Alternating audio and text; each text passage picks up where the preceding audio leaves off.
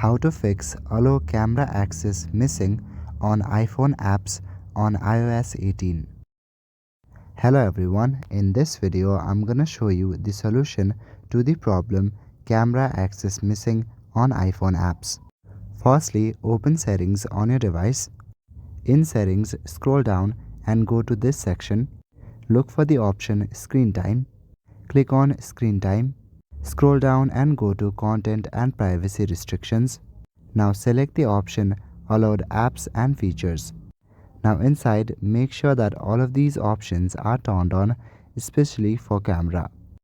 Now go back to your previous page, turn off content and privacy restrictions and go back. In the settings main page, go to privacy and security. Inside, go to the option camera. Now check if the camera access is allowed for these applications or not. After checking for this, go back to your previous page. Go to the option general and scroll down to the bottom. Tap on transfer or reset iPhone. Now click on reset at the very bottom and select reset all settings. Enter your passcode to reset settings. After this, your problem should be fixed. So that is it for this video. I will see you in the next one. Thank you.